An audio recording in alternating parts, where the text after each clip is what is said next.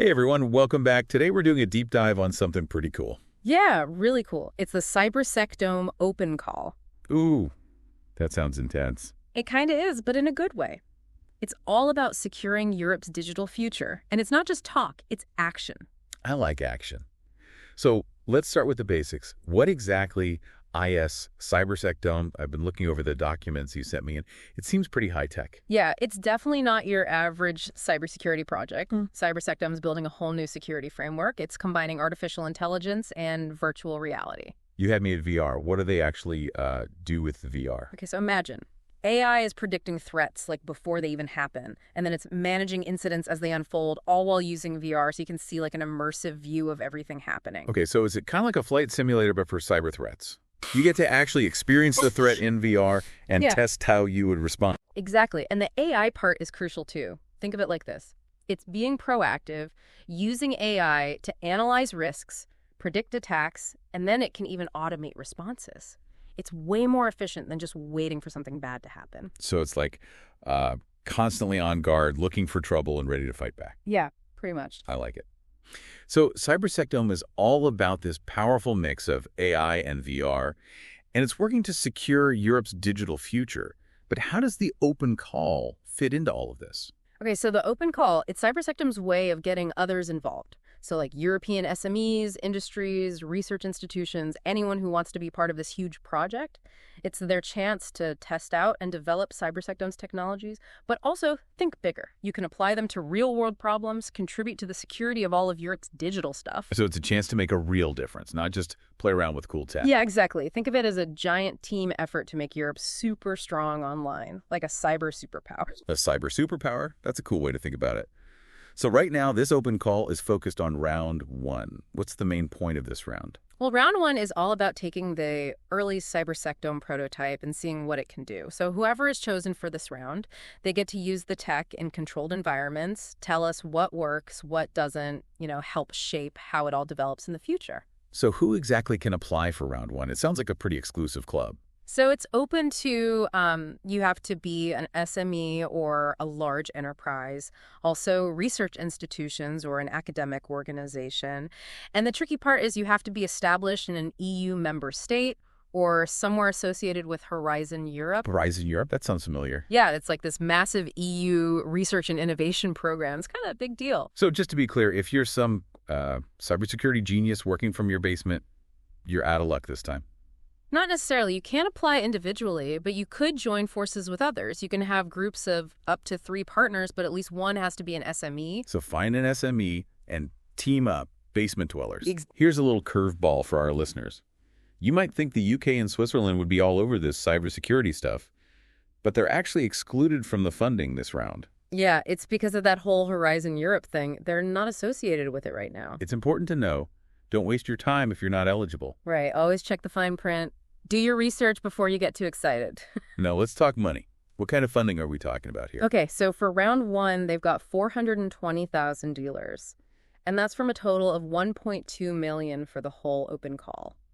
Each project that gets picked can get up to 120,000 there. Okay, so that's a pretty good chunk of change. Yeah, and the way the funding works, it really encourages the smaller players to get involved. What do you mean? How is it different for SMEs versus the bigger companies? Well, SMEs are kind of the stars of the show here. They can ask for up to 100% funding for their projects. So if you're a small startup and you've got this amazing idea for VR threat detection, you might get the whole $120,000 to develop and test it out with CyberSecDome. Wow, so they could have all their costs covered. That's amazing for startups. Right. And for the larger companies, it's a little different. So do they get as much support? Not quite. They might have to put up some of their own money, like maybe 50% of the costs. And it gets even trickier when you have groups with both SMEs and large companies. Okay, walk me through this. Let's say I'm a big company and I want to team up with a university and a small SME. We want to build the ultimate VR training program for cybersecurity pros. How does the money part work? Okay, let's say your whole project needs $200,000. The SME, they're contributing, we'll say, $40,000. They could get all that back in funding. But remember, the total funding for the whole group is still only $120,000. So that leaves $80,000. And that has to be split between the university and the big company. Wait, so the university might get nothing from the open call? even though they're part of the project? Yeah, that can happen. And then the large company would have to cover the rest of their $120,000 budget. So you really have to think strategically about who's in your group and how much everything's going to cost. Yeah, definitely. It can get complicated fast. So we've covered the who and the how much, but let's talk about how to actually win this thing. What do you need to have in your proposal to stand out and get the funding? So CyberSecDome has a specific list of things they're looking for, and it's more than just a good idea. It has to align with their goals, be excellent, have an impact, be feasible, and be good value for money. Okay, let's go through those one by one, starting with alignment. Does that mean my proposal has to perfectly match CyberSecDome's objectives, or can I, get creative? You need to find a balance. You have to show them you understand how your solution would fit into CyberSecDome. Like, how would it work within their current environment? You can be innovative, but it has to solve problems within their framework, So, if I propose some amazing VR training for phishing attacks, but CyberSecDome is mainly focused on protecting infrastructure, my proposal might not be a good fit. Exactly. You got to do your research, understand what they're really looking for. Got it. Alignment means solving the right problems. What about excellence? What makes a proposal excellent? Excellence is all about the quality, how ambitious your project is, and how innovative it is. So they want to see that you really get the cybersecurity challenge you're tackling. Your approach has to be innovative. It has to use AI and VR in a smart way. And you need a solid plan to develop and implement your solution. So it can't just be some flashy VR headset. It has to actually do something meaningful for cybersecurity. Right. They're looking for solutions that really push the limits of what AI and VR can do. So, right. Problem, innovative approach. Got it. Yeah. Now, what about impact? How do you show them your project will make a difference? Impact is all about proving that your solution can make a real difference. Yeah. And you can't just say it's important. You got to show them how it's going to make things better, like technically and for businesses with KPIs and expected results. Okay, so if I'm proposing VR training, I need to show how it will make people better at cybersecurity. Like maybe it'll reduce response times to attacks or cut down on the number of successful breaches. And I have to show them actual numbers. Exactly. Think about it this way. Will it make systems more secure? Save organizations money? Will it make people more aware of how to stay safe online? You have to answer those questions. This is starting to make sense. You choose the right problem, you have a great approach, and it has a real impact. What's next? Okay, next is implementation. You have to prove that you actually have a plan to make your project happen. They're going to look at your work plan, how you're going to use resources, and how you'll manage risk to see if it's all actually doable. So they want to see that you can deliver, not just talk a good game. You need a good idea, A&D, a plan to make it reality. Yep.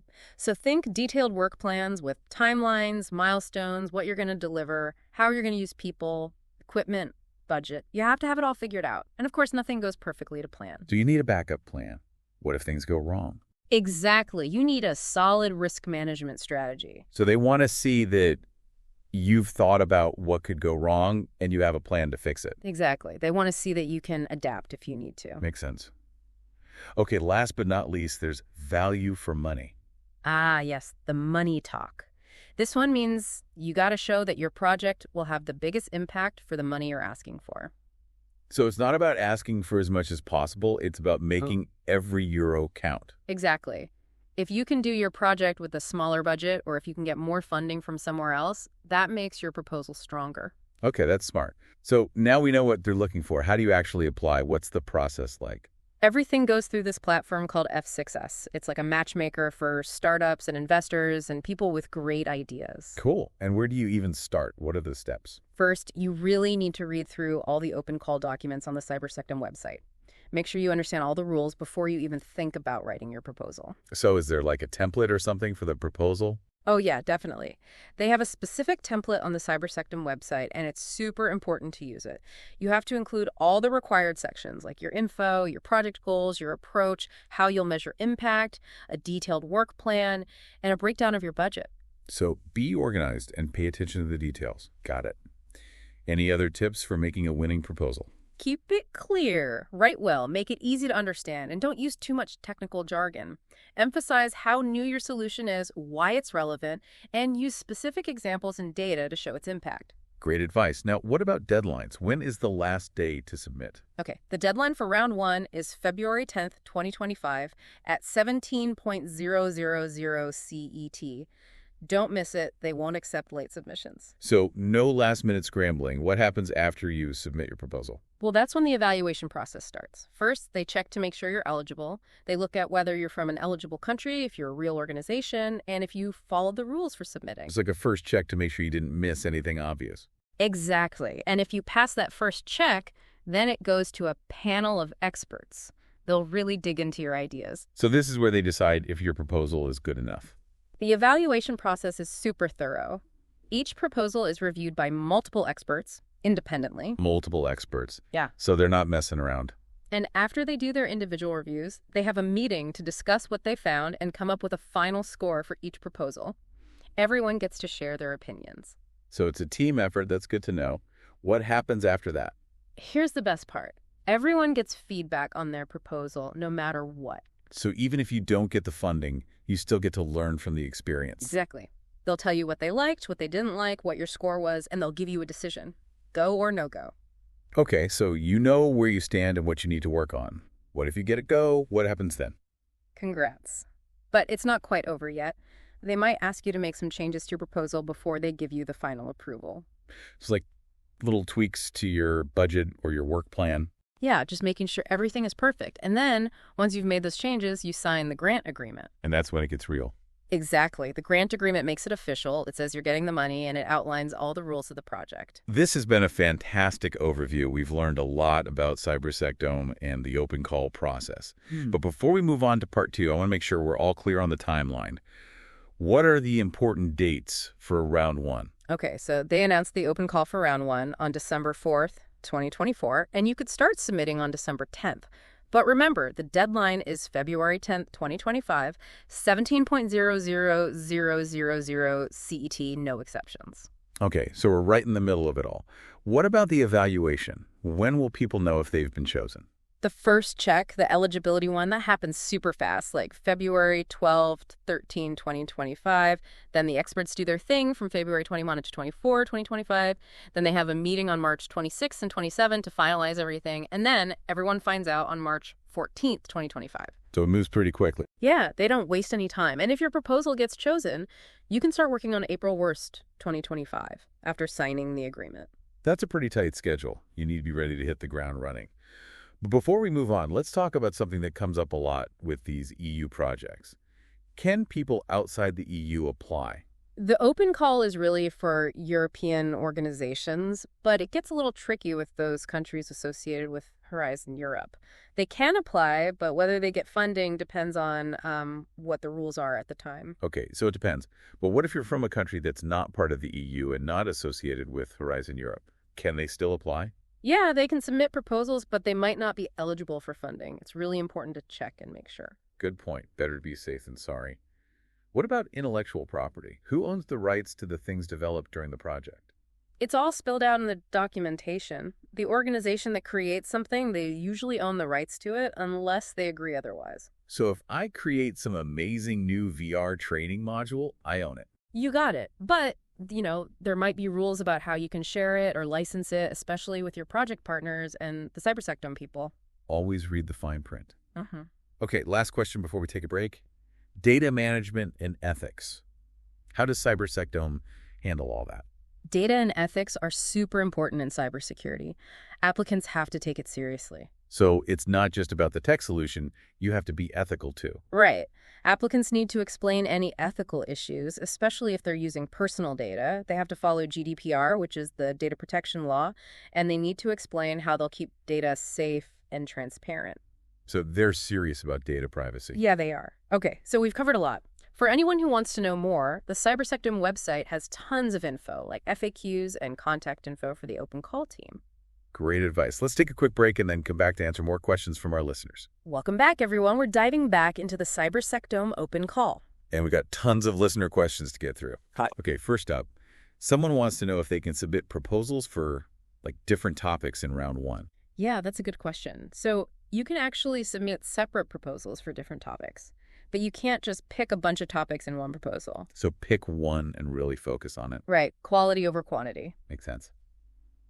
Okay, there's another question about topic 1, the one about evaluating the prototype. They're wondering if they can apply for other topics if they apply for that one. Ah, good catch. Yeah. So if you go for topic 1, you can apply for any other topics in round 1. Oh, so topic 1 is like a solo mission. Yeah, it's pretty specialized, so they want people to really focus on that one if they choose it. Okay, makes sense. Next question is about the grant agreement. They want to know the specifics, like what are the rules? Yeah, it can be a bit overwhelming, but CyberSecDome has this thing called the Third-Party Funding Agreement, or TPFA. It's basically the rule book for the whole funding thing. Sounds official. Mm-hmm. What are some of the important things people should know about? Well, first off, it defines everyone's role. So, like, who's the grantee, who's the grantor. It also outlines the scope of the project, so what you're actually supposed to do. So no going off on your own and changing the project halfway through. Nope, got to stick to the plan. And you have to follow all the open call rules, like, eligibility, reporting, all that stuff. Transparency is key. Absolutely. And the agreement also talks about money, like when you get paid and how you report your spending. So how does that work? Usually you get 30% upfront when you sign the agreement, then another 30% around month 9, but only if you're doing a good job in submitting your reports on time. So they're making sure you're on track. Exactly. And then the final 40% comes after the project is finished and you've turned in all your reports, both the technical ones and the financial ones. And it's super important to keep good records just in case they audit you. Makes sense. Got to keep things above board, especially when it's public money. We talked a little about intellectual property before. What does the TPFA say about that? So the agreement is really clear that anything new you create during the project, they call them results. Those belong to you unless you've agreed otherwise. So if my team invents some new algorithm, we own it. Exactly. But you can't just do whatever you want with it. You have to protect it, tell CyberSecDome about anything that could be patented or copyrighted, and get permission if you're using someone else's intellectual property. So you own it, but you have responsibilities too. Right. It's a balance. Actually, they want you to make a plan for how you're going to use your new IP. Yep. You could sell it, license it, do more research, even share it publicly, if that makes sense. That's really cool. It makes sure that all the cool stuff that comes out of these projects actually gets used. Okay, let's talk about confidentiality. Cybersecurity is sensitive stuff. How does the agreement handle that? Confidentiality is huge, and the TPFA has some strong rules about it. Both you and CyberSecDome agree to protect each other's confidential info. So it works both ways. Yep. And they define confidential information pretty broadly. It's like technical stuff, business secrets, financial data, basically anything that's supposed to be kept secret. So anything that could give someone an unfair advantage or hurt the other party. Exactly. And you have to keep it secret even after the project ends, usually for 5 years. Wow, that's serious. What happens if someone breaks the rules? The agreement says that if you reveal something you shouldn't, the other side can sue you to stop you and to get back any money they lost because of it. So don't mess around with confidentiality. Ah. Okay, moving on. One listener wants to know about support. Like, what kind of help do you get if your project is chosen? That's a great question. One of the best things about this open call is the support system they have.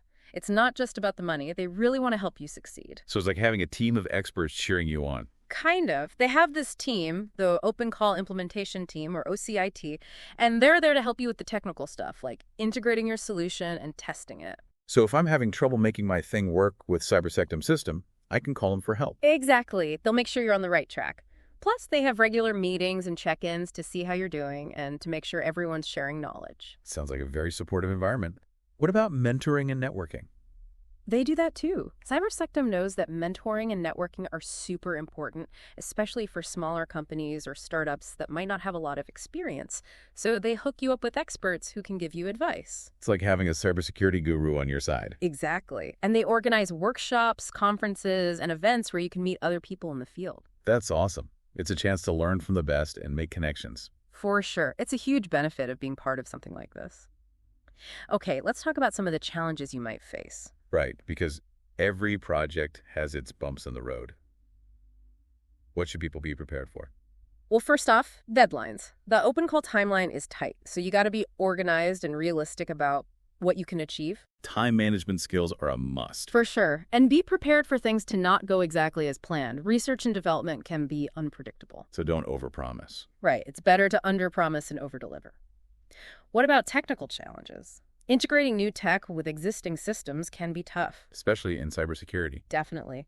You need to make sure you have the right skills and resources to make your solution work with CyberSecDome. So have a good team and be honest about what you can do. And remember, you have the OCIT to help you with the technical stuff. Okay, let's talk money again. What if your project costs more than the $120,000 they offer? That's a good question. What happens then? So the maximum funding is $120,000, even if your project needs more. So even if my project costs $200,000 Debo, I can only get $120,000 from CyberSecDome. Exactly. You have to plan for that and figure out how to cover the rest of the costs. Financial planning is key. Okay, one more challenge. Data sharing. Sometimes you need to share data to test things, but that can be risky. How does CyberSecDome deal with that? Yeah, data sharing is a big deal, and CyberSecDome takes it very seriously. You have to follow all the GDPR rules and protect sensitive info. So data sharing has to be done responsibly and securely. Absolutely. You need a detailed plan for how you're going to handle data, and you have to explain how you're going to minimize any risks. Transparency and data protection are essential. For sure. Okay, last but not least, let's talk about communication. How do you share your findings and get the word out about your project? Right, because it's not enough to just develop a solution. You have to tell people about it. Exactly. You need a communication plan. You have to know who you're trying to reach, what your message is, and how you're going to get it out there. So be strategic about your communication. Right. Think about your website, social media, press releases, publications, workshops, webinars, all of that. Wow, a lot of options. But it's not just about sharing information. It's also about giving CyberSecDome and the EU credit, right? That's important. They want you to acknowledge the funding you received from Horizon Europe. So you have to use the EU logo and include statements about the funding in all your materials. So give credit where credit is due. Exactly. Transparency is important, especially when you're using public funds. Okay, let's have a little fun now. We were talking about VR training before. What do you think would be the most effective VR experience for cybersecurity training? Ooh, good question. I think it would be amazing to have a VR environment that simulates a whole network, like with vulnerabilities and real-time threats. Yeah. And then you could have virtual attackers trying to break in. It's a great idea. It would be like a super realistic capture the flag competition. Exactly. You could test your skills in a safe environment and learn how to defend against real-world attacks. You could even personalize the training scenarios to focus on different skills like incident response, threat hunting, all that stuff. The possibilities are endless. Why do you think this kind of VR training would be so effective? Well, first of all, it's immersive. You're not just reading about cybersecurity, you're experiencing it. Learning by doing, but in VR. Right. And you get hands-on experience with real-world scenarios. You can practice, make mistakes, and learn from them without any real consequences. It's way better than just sitting in a classroom. Definitely.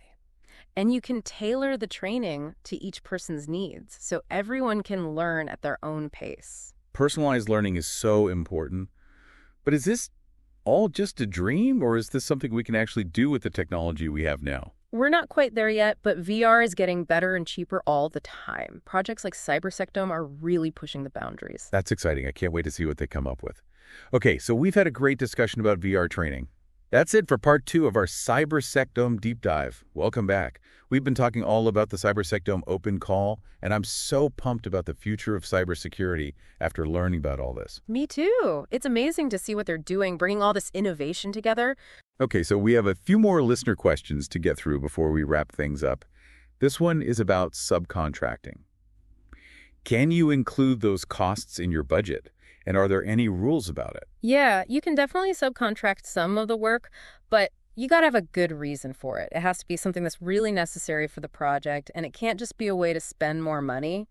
So I can't hire my friend's band to play at our cybersecurity conference? Probably not, unless it's somehow crucial to the project. Yeah. All the subcontracting costs have to be listed in your proposal, and the subcontractor has to follow the same rules as you do. So they have to be from an eligible country, and they have to have experience in cybersecurity. Exactly. CyberSecDome is going to check them out carefully. Makes sense.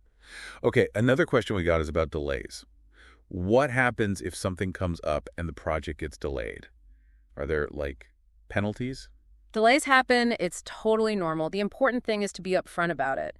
If you think there's going to be a delay, tell the CyberSecDome team right away. So don't just ignore it and hope it goes away. No way. talk to them. The sooner the better. They might be able to change the timeline or give you more resources or just help you figure things out. That's good to know. But what if the delays are really bad or the project just doesn't meet its goals? What happens then? Well, they try to be flexible, but they also need to make sure things are moving forward. If the delays are too long or you don't meet the project milestones, they might cut your funding or even cancel the whole project. So there are consequences, but they also want to be supportive. Exactly. It's all about finding the right balance. Okay, so we've covered a lot of ground today. Any final thoughts for our listeners who are thinking about applying to the CyberSecDome open call? I say go for it. This is a chance to be part of something really special. Don't be afraid to think big and be ambitious. CyberSecDome wants solutions that can make a real difference in cybersecurity. I agree. This open call is an amazing opportunity to do something really cool in cybersecurity. You can collaborate with awesome people, and you can help make the digital world a safer place. And even if you don't get selected this time, you'll still learn a ton from the experience. That's so true. So to all our listeners, stay curious, stay secure, and keep innovating. Maybe your solution will be the one that protects Europe's digital future. Thanks for tuning in, everyone.